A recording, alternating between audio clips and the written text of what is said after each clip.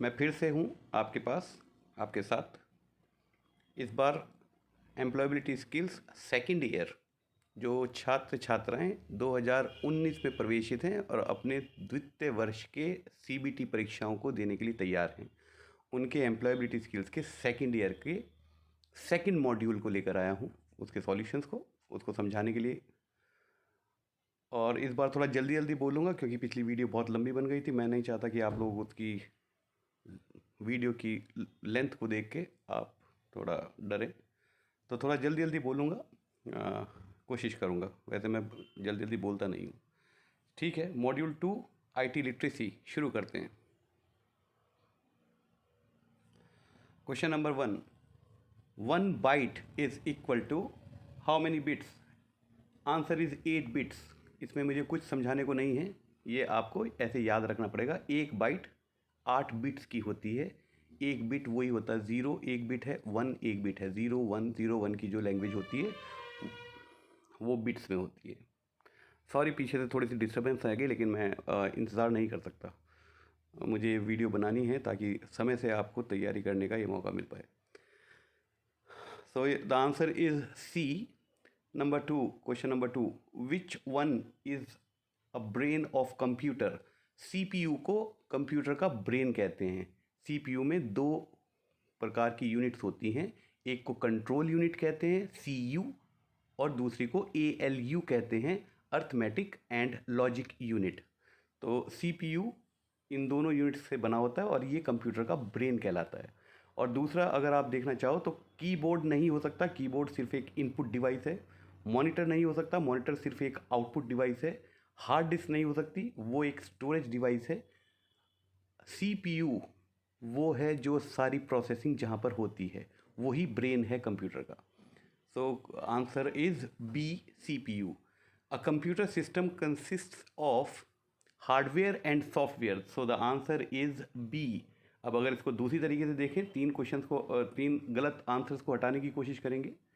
Software and programme, खाली आपके पास software और प्रोग्राम हो, मॉनिटर ना हो, कीबोर्ड ना हो, तो कंप्यूटर सिस्टम नहीं बन पाएगा।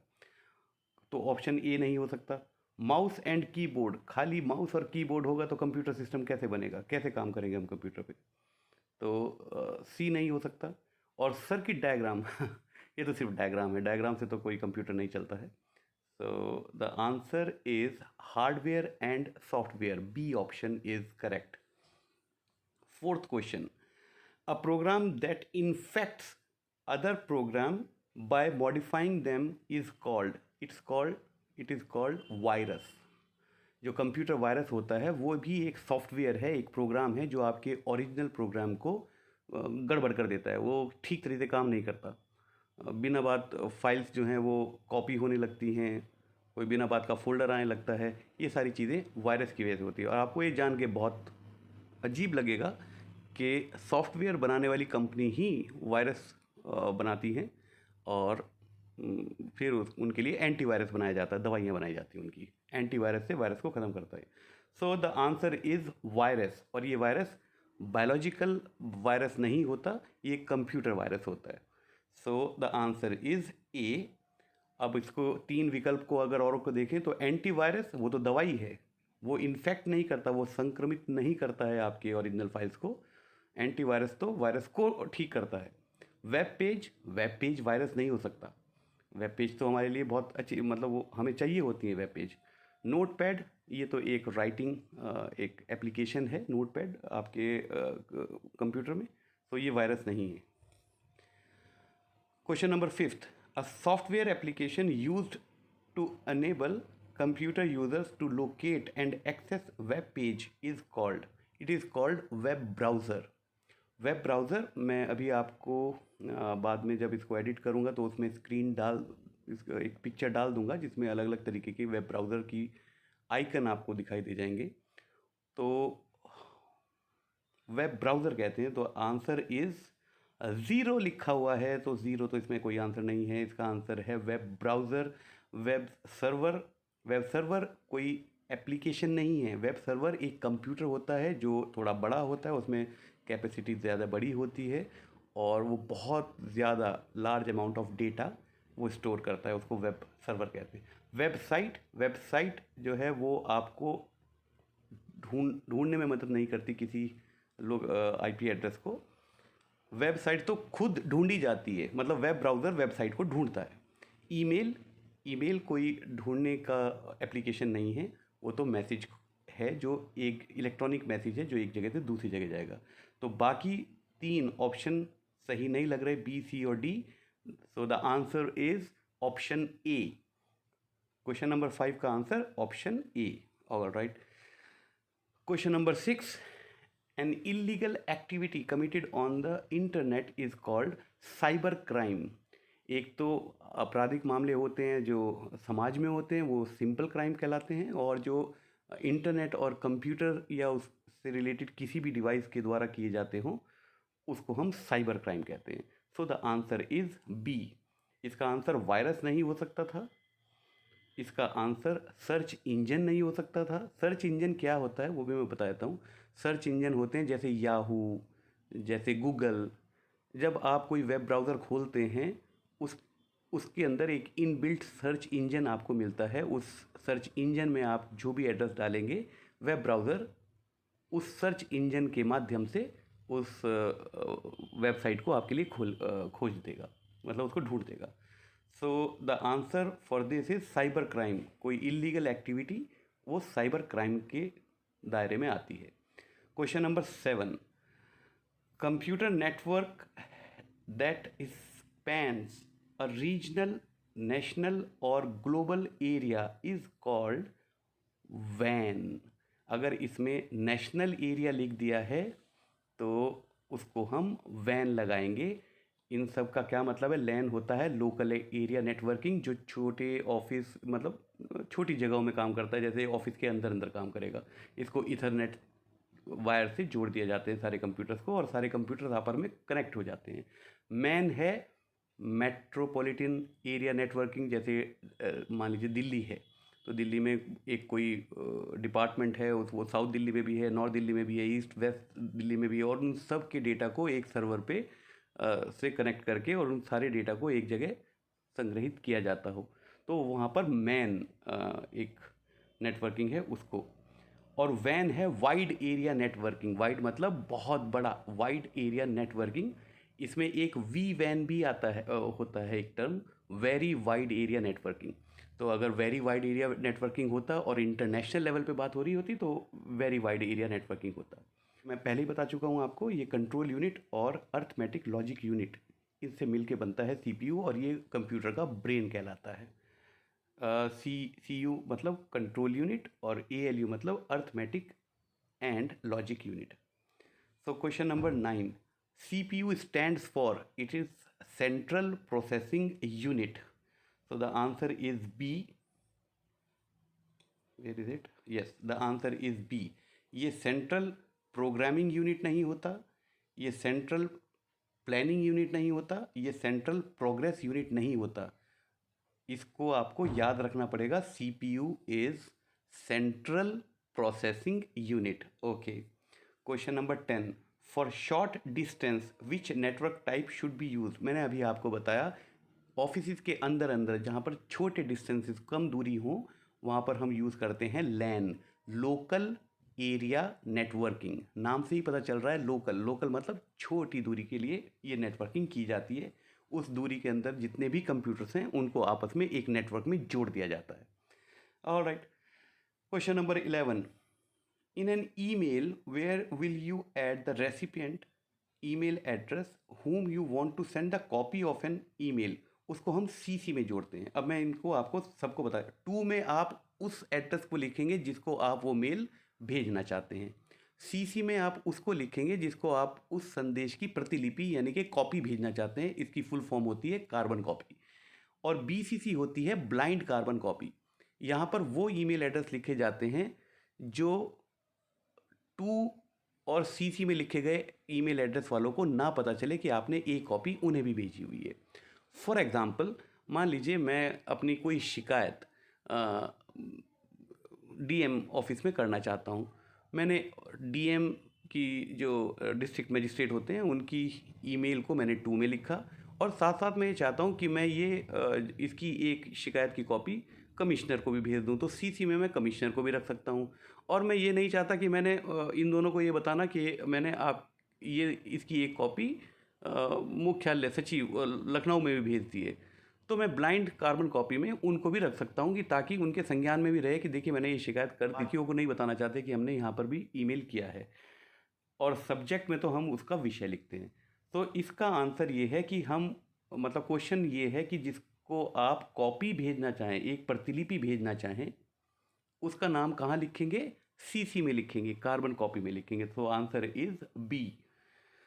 इन Excel the intersection of rows and column is called. अच्छा, आपने कभी एक्सेल अगर देखी हो तो उसमें रोज एंड कॉलम्स होते हैं। रोज का नाम जो है 1 2 3 4 5 6 ये आपको लेफ्ट हैंड साइड पे दिखाई देंगे लिखे हुए, और कॉलम्स के नाम ABCDEF ये आपको टॉप पे लिखे हुए दिखाई देंगे नाम। जब कॉलम और रो जहाँ आके मिलती हैं, उस खाने को, उस डब्बे को, उसको हम कहते हैं cell, CELL। So the answer is A. और इसका नाम कैसे लिखते हैं? इसका नाम लिखते हैं पहले रो का नाम, वो सेल किस रो में आ रहा है, और उसके बाद वो सेल किस कॉलम में आ रहा है। फॉर एग्जाम्पल A3 का मतलब हो गया सेल का जो सेल ए रो में है और थर्ड कॉलम में है। तो ऐसे इसका नाम लिखते हैं। उसको लेबल नहीं कहते, उसको स्क्वायर नहीं कहते, उसको वर्कशीट नहीं कहते। So the answer is A. Okay, question number 13। In MS Excel collection of worksheet is known as workbook. इसका आंसर है बी, वर्कबुक। वर्कशीट होती है जब आप एक्सेल की कोई फाइल खोलते हैं तो आपके सामने एक वर्कशीट आती है, लेकिन उस वर्कशीट के नीचे देखेंगे आप, उसमें लिखा होगा शीट 1, शीट 2, शीट 3, और ऐसे आप और बहुत सारी शीट्स उसमें ऐड कर सकते हैं। ये सारी शीट्स एक ही फाइल में हैं और उसको हम वर्कबुक कहते हैं। ठीक है, तो वर्कशीट जो है वो सिर्फ आप ऐसा समझ लीजिए एक पेज है, और ऐसे ऐसे अगर बहुत सारे पेज किसी एक फाइल में हैं तो उसको हम वर्कबुक कहेंगे। ठीक है, तो इसका आंसर हुआ B. Question number 14। In MS Excel to insert a formula in cell we must begin the entry with an operator। Okay, answer है इसका इज इक्वल टू, और इतनी देर मुझे इसलिए लगी क्योंकि मैं प्लस साइन को ढूंढ रहा था। इज इक्वल टू के अलावा अगर आप प्लस के साइन के साथ भी कोई चीज़ किसी सेल में लिखना शुरू करेंगे तो वो भी फॉर्मूले की तरह ही ली जाएगी। तो दोनों ही आंसर इसके सही हैं, प्लस या इज इक्वल टू का साइन। तो इनमें से प्लस का साइन यहाँ पर नहीं दिखाई दे रहा मुझे, तो answer is A, is equal to. ये डॉलर का साइन नहीं हो सकता, एट द रेट का साइन नहीं हो सकता, और हैश का साइन नहीं है। So the answer is A. 15th question. In MS Paint which extension is not supported. MS Paint एक MS Office का एक सॉफ्टवेयर है जो उसके साथ आता है।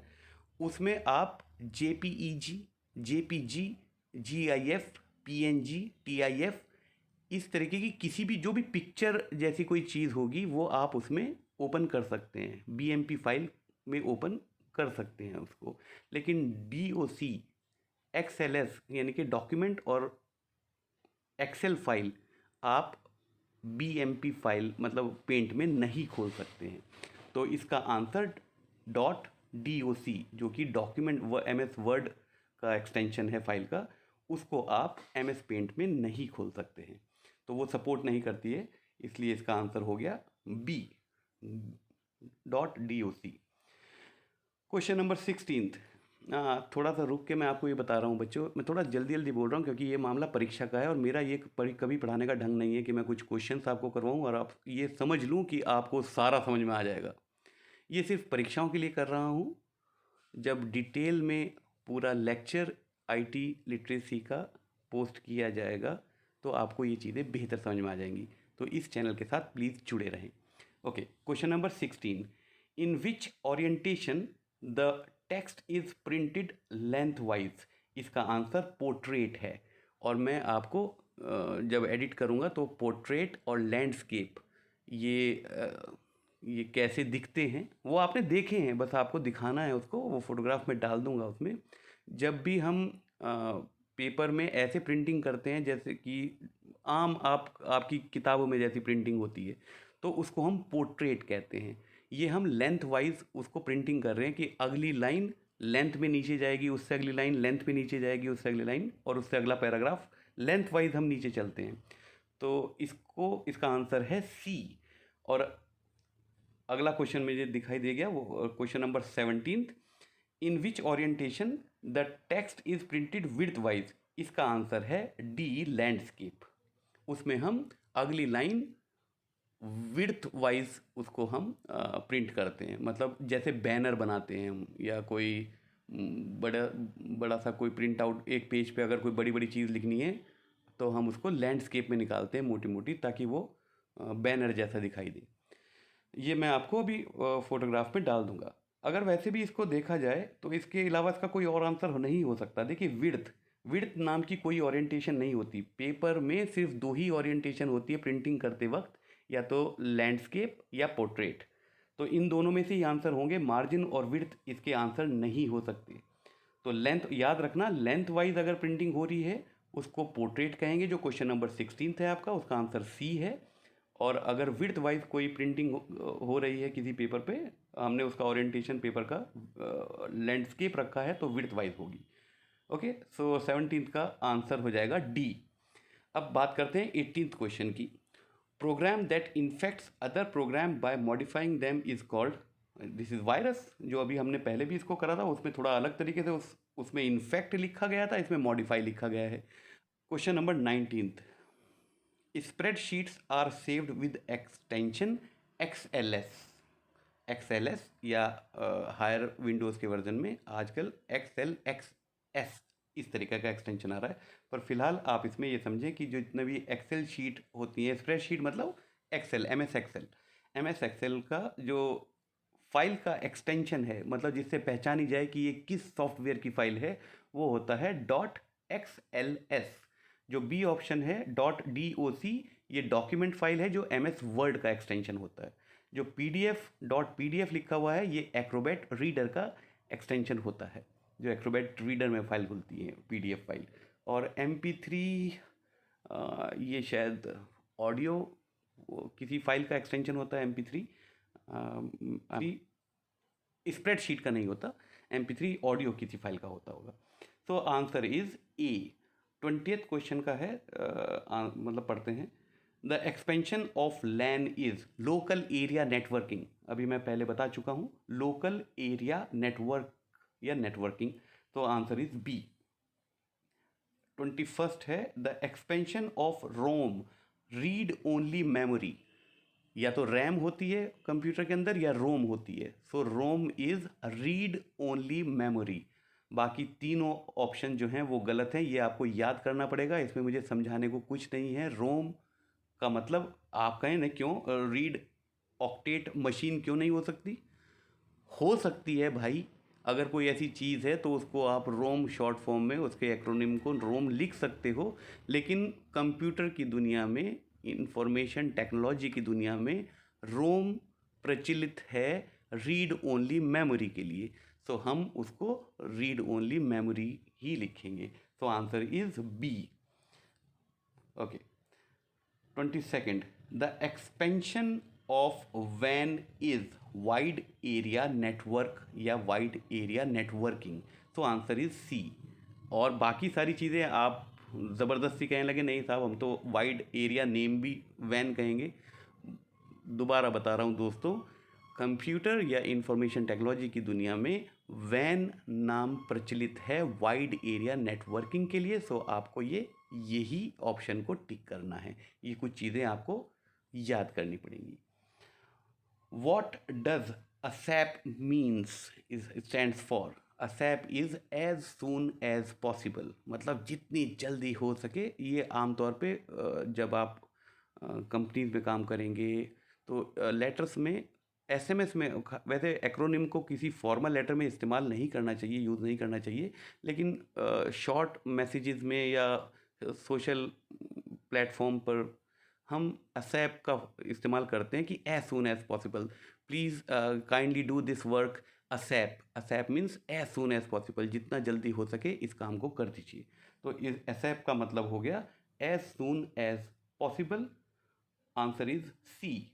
बाकी सारे आंसर उसी नियम से नहीं होते हैं जो मैंने अभी बताया, कि जो सबसे प्रचलित नाम है इसका असैप का, जिसके लिए सबसे ज़्यादा इसको इस्तेमाल किया जाता है और अब ये आम हो गया है, सबको पता चल गया है कि असैप का मतलब होता है एज सून एज पॉसिबल। तो हमें इसी आंसर को टिक करना है। So the answer is C.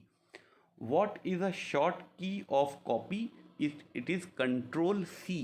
Paste का है कंट्रोल वी। जो ए ऑप्शन है वो आंसर इसका सही है।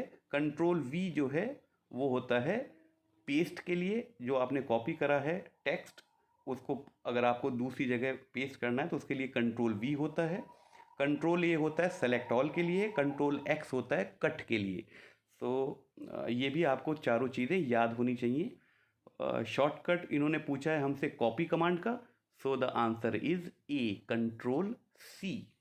Okay, what is the shortcut key for cut? Okay, cut is control X. X कहीं भी लिखा है, डी लिखे, तो आंसर इज डी। एक बार फिर आपको बता देता हूँ, control C is to copy a text, control V is to paste that text.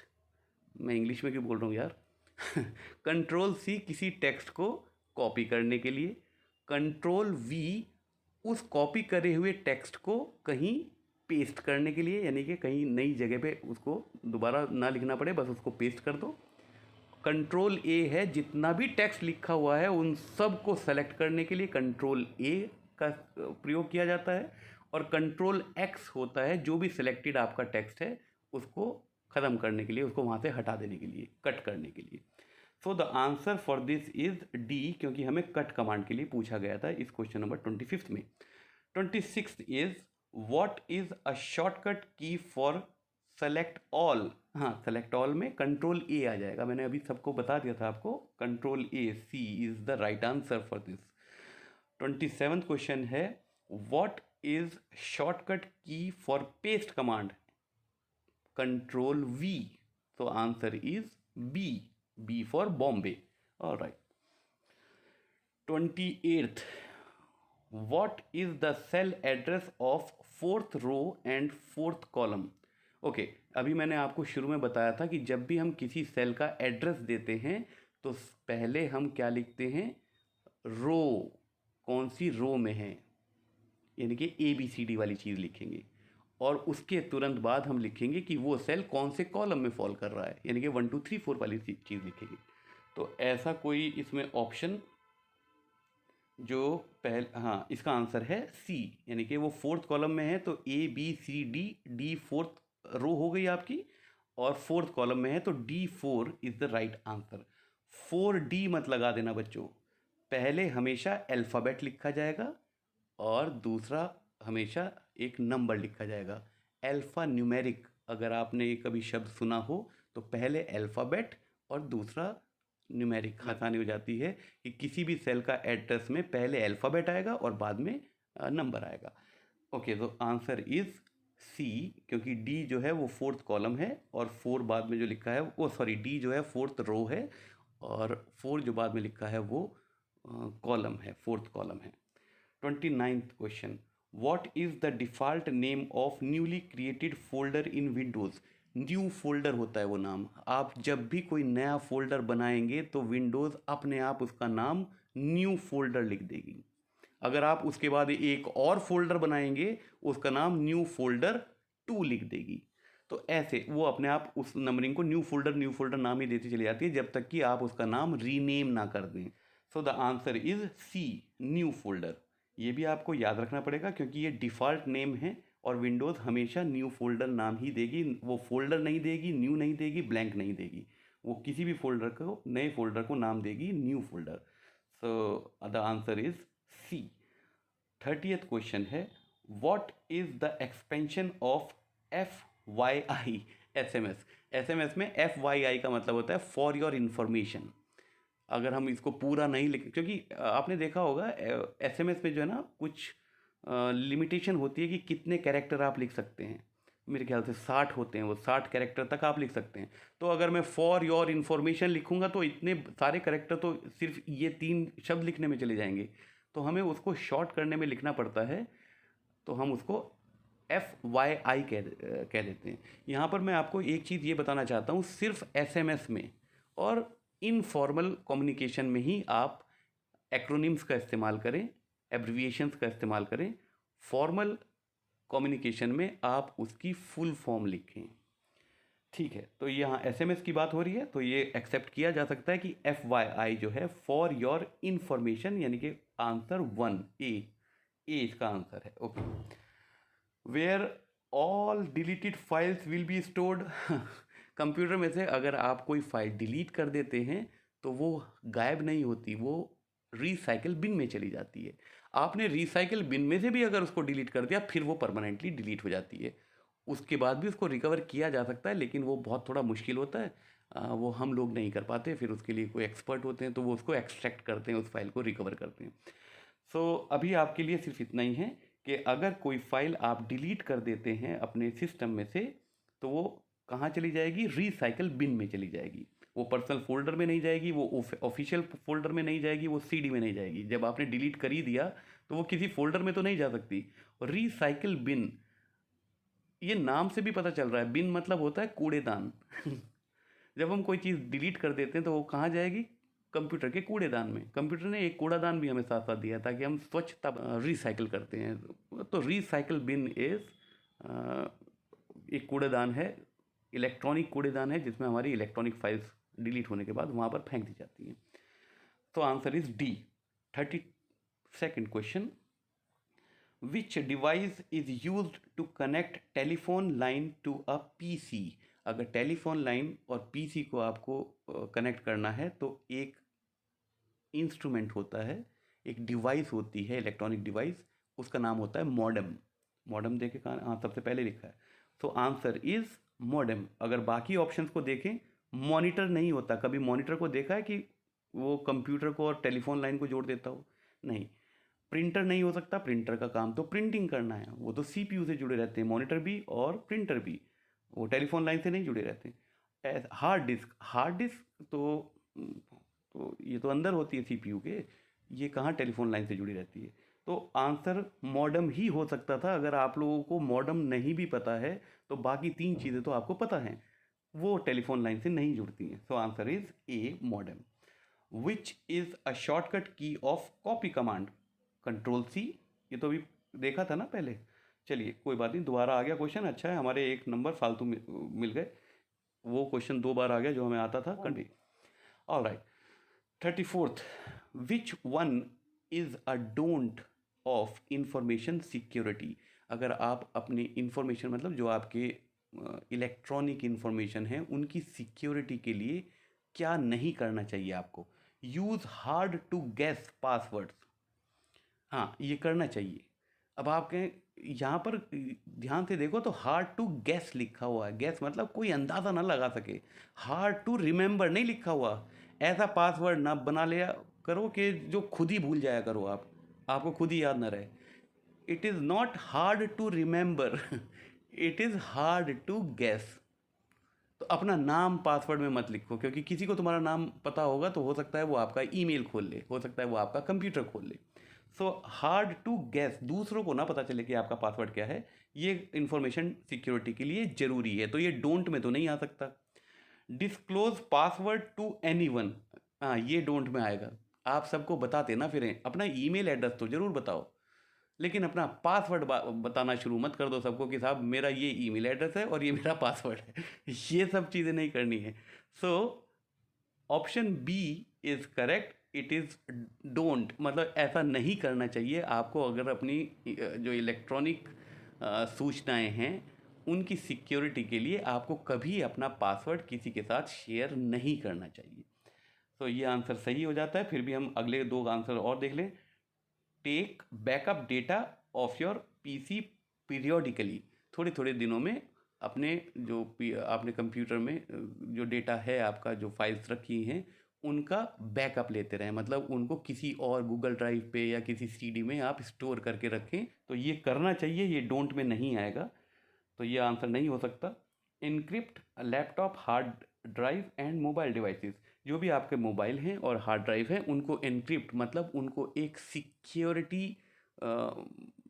Language में कि एक इलेक्ट्रॉनिक लॉक आप इसको समझ लें, क्योंकि एक ऐसा वो पजल जैसी कोई चीज़ होती है जिसको जिसको जिसको एल्गोरिथम ही खोल सकती है, कोई हैकर उस आपके मोबाइल फ़ोन में या लैपटॉप के हार्ड डिस्क तक नहीं पहुंच पाएगा। सो क्या नहीं करना चाहिए इंफॉर्मेशन सिक्योरिटी के लिए? आंसर इज़ बी, हमें अपना पासवर्ड नहीं बताना चाहिए, बाकी सारी चीज़ें हमें करनी चाहिए। Okay, which one is a cyber crime? इनमें से कौन सा साइबर क्राइम है? सेंडिंग ईमेल सेंडिंग ईमेल अगर साइबर क्राइम होता तो हम रोज़ाना ईमेल करते हैं, हमें पुलिस पकड़ के ले जाती। ऑनलाइन परचेजिंग, हम रोज़ाना ऑनलाइन परचेजिंग करते हैं, अगर ये साइबर क्राइम होता तो अगर ये साइबर अपराध होता तो हमें पुलिस पकड़ के ले जाती। ऑनलाइन गैम्बलिंग, हाँ गैम्बलिंग, जुआ खेलना तो अपराध है। अगर आप ऑनलाइन जुआ खेल रहे हैं तो वो एक अपराध है। डी आंसर है चैटिंग विद फ्रेंड्स। हाँ, चैटिंग विद फ्रेंड्स ये कहाँ से अपराध हो गया, ये कौन सा साइबर क्राइम है? तो ये भी नहीं हो सकता। So answer is C, online gambling is your cyber crime. 36 question में आते हैं। Which one is a file management tool that comes with the window? Control panel file management tool नहीं है। विंडो एक्सप्लोरर, यस, ये एक file management tool है जिसमें हम विंडोज़ में अलग अलग जगह पर लोकेशन पे हमारी जो फाइल्स हैं उनको उनको मैनेज करने के लिए और उनको लोकेट करने के लिए, उनको ढूंढने के लिए हम विंडो एक्सप्लोरर उसमें एक इनबिल्ट टूल है। मतलब जैसे आपने कोई नया वर्ड का कोई डॉक्यूमेंट बनाया, फिर जब आप उसको सेव करते हैं तो आपसे पूछता है लोकेशन। वो लोकेशन पे आपने सेव कर दिया, फिर जब आप उसको ढूंढना चाहेंगे तो आपको उस लोकेशन पे जाना पड़ेगा। उस लोकेशन पे जाने के लिए आपको कौन सा टूल है जो यूज़फुल है? वो है window explorer. 37th, which one is a search engine? Flickr, Flickr एक सोशल नेटवर्किंग साइट है। हॉटमेल, हॉटमेल एक ईमेल प्रोवाइडर है, सर्विस प्रोवाइडर है। फेसबुक एक सोशल नेटवर्किंग साइट है। गूगल, यस, गूगल हो या याहू हो, ये दो बहुत पॉपुलर सर्च इंजन है जिसका आपने नाम सुना होगा। इनसे हम ढूंढ लेते हैं चीज़ों को, ये सर्च इंजन हैं। तो Google is the right answer. Which one is the search engine? क्या दोबारा? अच्छा, दो अलग अलग, ओके, दो अलग अलग क्वेश्चन है भाई। 38th, which one is a search engine? पहला है फ्लिकर, ऑरकुट, हॉटमेल। ऑरकुट भी एक सोशल नेटवर्किंग साइट थी, पता नहीं अब चल रही है नहीं चल रही है, जब मैं छोटा बच्चा था अब जितना तब वो हुआ करती थी। हॉटमेल भी एक ईमेल सर्विसेज हैं। और याहू, याहू ये एक सर्च इंजन है। याहू और गूगल दोनों सर्च इंजन है। अगर सर्च इंजन का कोई सवाल आए तो ढूंढो कहाँ लिखा है याहू या लिखा हुआ हो गूगल, दोनों एक साथ नहीं आएंगे वरना दो आंसर सही हो जाएंगे। सो the answer, correct answer is option D for question number 38। अब चलते हैं अगले क्वेश्चन पे, question number 39। Which one is a social networking site? अरे ये तो आप बता दोगे। सोशल नेटवर्किंग, जहाँ पर हम अपने दोस्तों के साथ मिलते हैं, सोशलाइजिंग करते हैं, उसको सोशल नेटवर्किंग साइट कहते हैं। वो इसमें आंसर फेसबुक मुझे दिखाई दे रहा है, तो answer is B. Outlook Express नहीं हो सकता। तो 39th क्वेश्चन का सोशल नेटवर्किंग साइट कौन सी है इन चारों में? फेसबुक है, व्हाट्सअप है, इंस्टाग्राम है, ये सारी सोशल नेटवर्किंग साइट्स कहलाती हैं। So the correct answer is B, Facebook. 40th question is which one is a web browser? हाँ, वेब ब्राउज़र मैंने अभी आपको बताया, इंटरनेट एक्सप्लोरर सी आंसर है, क्योंकि फेसबुक नहीं है, वो तो एक सोशल नेटवर्किंग साइट है। हॉटमेल नहीं है, वो तो एक ईमेल सर्विसेज हैं। आउटलुक एक्सप्रेस भी विंडोज़ की ईमेल सपोर्टिंग सर्विसेज एप्लीकेशन हुआ करती थी। तो इसका करेक्ट आंसर इंटरनेट एक्सप्लोरर है। जो आपने कभी कंप्यूटर देखा हो तो एक नीले रंग का छोटा ई लिखा रहता है, E for elephant. 41st, which one is an input device? Input device वो होती हैं जब हम सीपीयू को कोई इंस्ट्रक्शंस दे रहे होते हैं, तो जिन डिवाइसेस से हम इनपुट दे सकते हैं वो सब इनपुट डिवाइस होती हैं, जैसे कीबोर्ड, जैसे माउस, जैसे माइक, जैसे कैमरा। ये सारी वो चीज़ें हैं जब हम कंप्यूटर में कुछ चीज़ें इंफॉर्मेशन डालते हैं। और आउटपुट डिवाइस वो होती हैं जब हम कंप्यूटर से कोई चीज़ें ले रहे होते हैं, जैसे मॉनिटर, प्रिंटर, प्लॉटर, स्पीकर। ये सारी आउटपुट डिवाइस हैं जिससे हम चीज़ें, कोई सूचनाएं ग्रहण करते हैं, मतलब इंफॉर्मेशन ग्रहण करते हैं, चाहे ऑडियो की शक्ल में, चाहे प्रिंटेड पेपर की शक्ल में। जब हम आउटपुट कुछ लेते हैं तो वो आउटपुट डिवाइस से मिलती है, और जब हम कंप्यूटर को निर्देश देते हैं तो वो इनपुट डिवाइस होती है। दोबारा क्वेश्चन पे आता हूँ 41st, which one is an input device? Speaker, वो तो आवाज़ बाहर निकालता है कंप्यूटर से, तो वो तो आउटपुट डिवाइस हुई। जॉयस्टिक, यस, ये एक इनपुट डिवाइस है। मॉनिटर तो हमें दिखाता है, मतलब बाहर निकालता है। जब सीपीयू मॉनिटर को दे बताता है कि ये दिखा दो, तो यूज़र को वो दिखने लगता है, तो वो आउटपुट डिवाइस है मॉनिटर। प्रिंटर भी एक आउटपुट डिवाइस है क्योंकि वो प्रिंट करके पेपर हमें देता है। जॉय स्टिक, अगर आपको ना पता हो तो जो गेम्स खेलते हैं, कंसोल में गेमिंग खेलते हैं, तो वहाँ पर एक डंडी सी होती है जिसको आप जिस तरफ मूव करेंगे तो वो कार्टून उस तरफ भागता है या वो कार उस तरफ भागती है। एक जैसे कार का गियर होता है, वैसे एक जॉय स्टिक होती है, एक डिवाइस होती है जिसमें वो कार का गियर जैसा लगा रहता है। उसको जिस डायरेक्शन में आप मूव करेंगे तो मॉनिटर पे वो करेक्टर उसी तरफ मूव करता हुआ दिखाई देगा। So joystick is an input device. So answer is B. Now 42nd question, which one is an output device? Output device printer, yes, printer एक आउटपुट डिवाइस है। माइक आउटपुट डिवाइस नहीं हो सकता क्योंकि माइक से तो हम अपनी आवाज़ को कंप्यूटर के अंदर डालते हैं। माउस से हम कंप्यूटर को निर्देश देते हैं, तो वो एक इनपुट डिवाइस हुआ। कीबोर्ड एक इनपुट डिवाइस हुआ क्योंकि हम जो लिखते हैं वो कंप्यूटर के अंदर हम निर्देश दे रहे हैं कि आप ये मॉनिटर पे लिख के दिखाओ। सो the answer is option A, printer. Output device किसी कंप्यूटर में इन चारों में से कौन सी हो सकती है? Printer. So answer is A. 43rd, which one is not a storage device? Storage device वो होती है जिसमें हम अपनी इंफॉर्मेशन को सेव करके रखते हैं। प्रिंटर, प्रिंटर तो स्टोरेज डिवाइस नहीं है, ये एक प्रिंटिंग डिवाइस है। Video tape, yes, video tape एक स्टोरेज डिवाइस है। पहले आप लोग शायद उस ज़माने के नहीं हैं, पहले वीसीआर चला करते थे और उसमें एक वीडियो टेप ही लगा करती थी। सो वीडियो टेप एक input device, sorry, storage device है। I am very sorry, storage device की बात कर रहे हैं। अभी तक दो ऑप्शन में मुझे प्रिंटर सही आंसर लग रहा है क्योंकि ये स्टोरेज डिवाइस नहीं है और हमसे क्वेश्चन में यही पूछा गया है, विच one is not a storage device. So printer is not a storage device. मेरे ख्याल से आंसर ए होना चाहिए। यस, आंसर ए है। और सी जो ऑप्शन है वो है यूएसबी फ्लैश ड्राइव, जिसको आप पेन ड्राइव भी बोलते हैं। वो भी स्टोरेज डिवाइस है क्योंकि हम उसमें स्टोर कर लेते हैं डेटा को।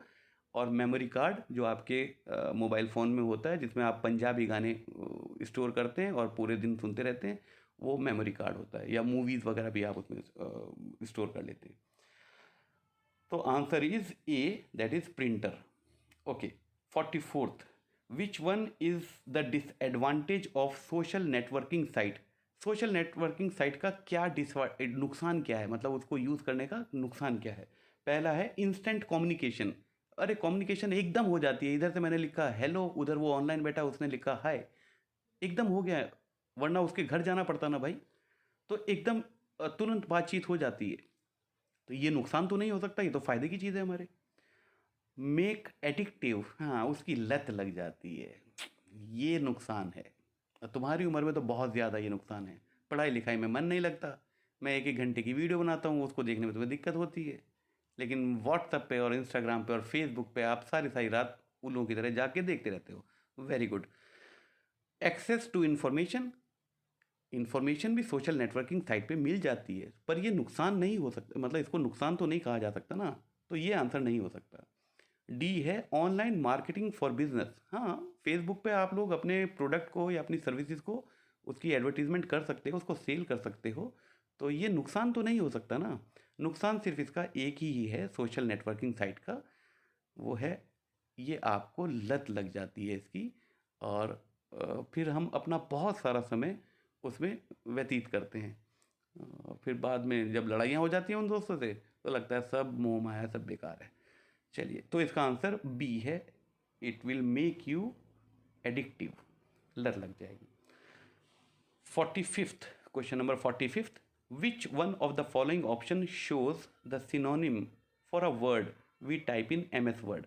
MS वर्ड में हमने अगर कोई इंग्लिश का वर्ड टाइप करा और हमें उसका पर्यायवाची कोई उससे मिलता जुलता उसी तरीके का, मतलब उसी मीनिंग का कोई वर्ड ढूंढना हो, जिसको पर्यायवाची भी कहते हैं, उसको ढूंढने के लिए हमारे पास एक ऑप्शन है विंडोज़ के अंदर, MS वर्ड के अंदर, उसको हम बोलते हैं थिज़ेरस। होता है थिज़ेरस, उसका शॉर्टकट की है Shift F7। याद रखना, Shift प्लस F7 प्लस, जब दबाना नहीं है, यानी कि पहले शिफ्ट वाली की दबाओ और ऊपर F7 नाम की एक की होगी।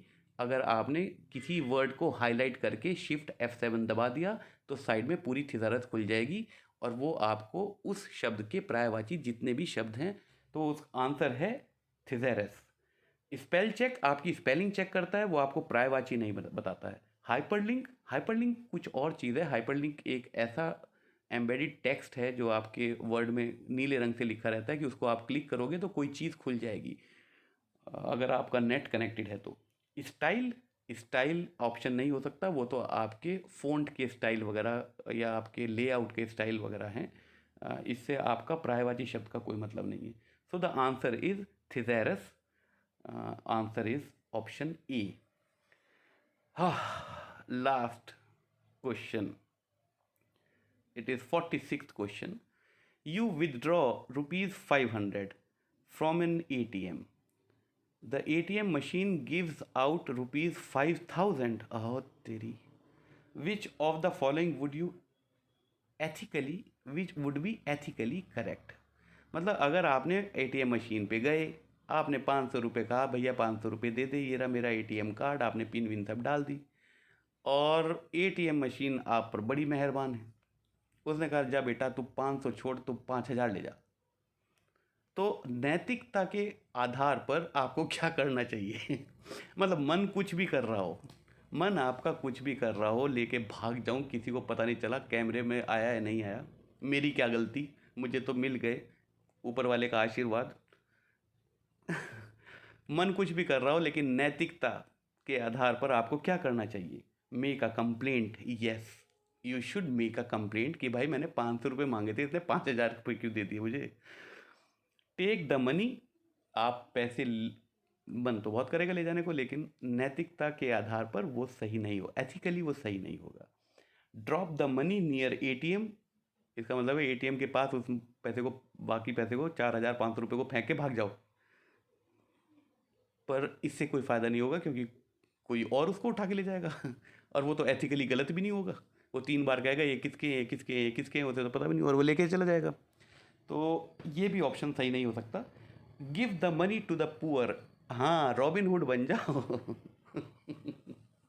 बैंक को लूटो और गरीबों में बांट दो नहीं, ये भी ऑप्शन सही नहीं है, क्योंकि अगर आपने रॉबिन हुड की कहानी सुनी होगी तो बाद में वो पकड़ा गया था। एनीवेज, इसका आंसर है make a complaint.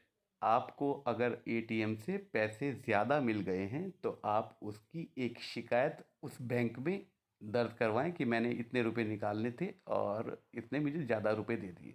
So the answer is a. तो यहाँ पर ये मॉड्यूल ख़त्म होता है बच्चों। जल्दी जल्दी मैं आपको कुछ चीज़ें बता दूँ। मानना है कि कुछ चंद सवाल, चाहे यही सवाल आ जाएं, भले ही इनसे मिलते जुलते सवाल आ जाएं, और हो सकता है आपके पेपर बहुत अच्छा हो जाए, पर ये कभी मत मानना कि आप इन चीज़ों को जान गए हैं। अभी लंबा रास्ता है जिसको तय करना होगा। तो आप लोग प्रयास करने से मत कतराएं, साथ लगे रहें, साथ जुड़े रहें, मिलके कुछ सीखते हैं। आप जब लोग सवाल पूछते हैं ना मेरे से, अभी पिछली वीडियोस में मेरे पास कुछ क्वेश्चंस आए, उनके आंसर देने में बहुत मज़ा आया, मुझे बहुत अच्छा लगा।